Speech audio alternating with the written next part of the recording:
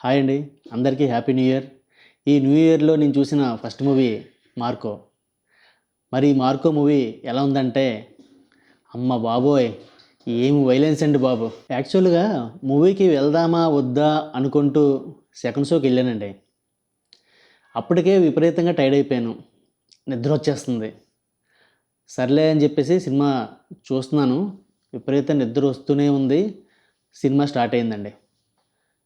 కరెక్ట్‌గా 20 మినిట్స్ వరకు చాలా ఇంట్రెస్టింగ్‌గా సాగుతుంది మూవీ. అప్పుడు స్టార్ట్ అవుతుందండి ఫైటు.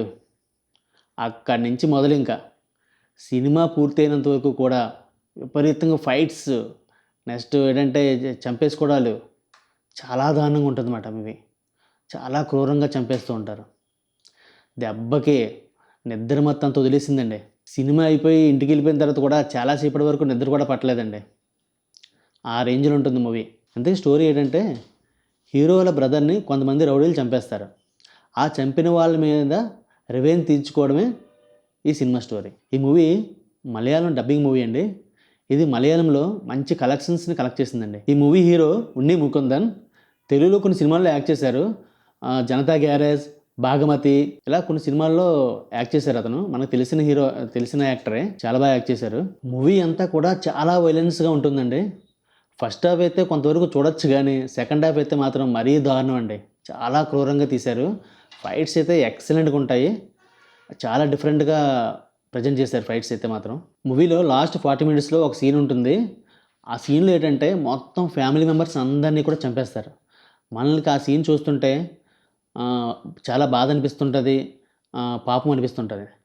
కానీ అక్కడ కొంచెం మనం ఫీల్ అనేది మిస్ అవుతామండి. అంత ఎమోషనల్‌గా మనం ఫీల్ అవ్వలేము. ఎందుకంటే మనకి ఏదైతే ఒక క్యారెక్టర్‌ని చూపించేటప్పుడు లేపోతే ఒక క్యారెక్టర్‌ని చంపేసేటప్పుడు లేదా ఒక ఫ్యామిలీని చంపేసేటప్పుడు ఆ క్యారెక్టర్ గురించి గానీ, ఆ ఫ్యామిలీ గురించి గానీ ముందుగా కొన్ని సీన్స్ చూపించుండాలి. అంటే మంచిగాను, లేపోతే కొన్ని ఎమోషనల్‌గా లేతే హ్యాపీగా ఉన్నట్టు అలా కొన్ని సీన్స్ క్రియేట్ చేసిన తర్వాత అప్పుడు ఆ క్యారెక్టర్‌ని చంపేస్తే మనకు ఆ ఫీల్ అనేది కలుగుతుంది. సడెన్‌గా చూపించి ఒక 2 సీన్‌లు చూపించి సడెన్‌గా చంపేస్తారు. దానివల్ల అంటే చంపేసేటప్పుడు మనకి ఒక ఫ్యామిలీని చంపేశారు, ఒక పాపని చంపేశారు అన్న బాధ గాని, పాపమని గాని అనిపిస్తది. కానీ ఆ ఫీలు, ఆ ఎమోషన్ అయితే మనం ఫీల్ అవ్వలేకపోతున్నాం. అదొకటి కొంచెం మైనస్‌గా అనిపించింది ఈ సినిమాలో. అయితే అక్కడ ఆ పాపని గాని, ఆ పిల్లల ఫ్యామిలీని గాని చంపేసే తీరు మాత్రం చాలా డిఫరెంట్‌గా ప్రెజెంట్ చేశారండి. అంత దారుణంగా, అంత క్రూరంగా చూపించడం మాత్రం నిజంగా ఈ బావుందని చెప్పాలో, లేపోతే అలా చూపించిన చిన్న పాపను కూడా చాలా దారుణంగా చంపేస్తారు. అది చూపించేది కూడా బాలేదని చెప్పాలో అన్నది అర్థం కావట్లేదు. కానీ ఫైనల్‌గా అయితే మనం ఒక స్టోరీ పరంగా చెప్తే మాత్రం ఎక్సలెంట్‌గా అయితే ప్రెజెంట్ చేశారు. లైట్‌గా మూవీ ఫ్యామిలీ టచ్ ఉన్న మూవీయే కానండి, ఫ్యామిలీతో చూసేలా ఉండదు. మూవీలో నాకు నచ్చని ఇంకో విషయం ఏంటంటే, హీరో ఒక ఫ్యామిలీలో వాళ్ళ బ్రదర్‌ని చంపేసాడని రివెంజ్ తీర్చుకోవడం కోసం వస్తాడు. వచ్చిన తర్వాత రివెంజ్ తీర్చుకుంటుండగా మళ్ళీ హీరో ఉండగానే వాళ్ళ ఫ్యామిలీ మొత్తం అందరిని చంపేస్తారు. హీరో ఉండగానే చంపేస్తారు. అంటే హీరో ఉన్న తర్వాత కూడా ఫ్యామిలీ మొత్తం కోల్పోతాడు. తర్వాతే రివెంజ్ తీర్చుకుంటాడు. కానీ ఏం ఉపయోగం? అప్పటికే ఫ్యామిలీ మొత్తాన్ని కోల్పోతాడు. ఫ్యామిలీ మొత్తాన్ని చనిపోయిన తర్వాత కూడా హీరో ఆ ఫీల్‌నే ఫ్యామిలీని కోల్పోయాను అన్న ఫీల్ అయితే తనలో కనిపించదు. మళ్ళీ హ్యాపీగా రెడీ అయిపోతాడు. తర్వాత విలన్లందరిని చంపేస్తాడు. కానీ అప్పటికే ఫ్యామిలీని కోల్పోయాడు. ఆ పాయింట్ ఒకటి నచ్చలేదు. ఎందుకంటే సినిమా ఫైనల్‌గా హ్యాపీగా ఎండ్ అయిందన్న ఫీల్ అయితే కలగలేదు. ఈ సినిమా ప్రొడక్షన్ వాల్యూస్ అన్నీ కూడా చాలా రిచ్‌గా ఉంటాయి.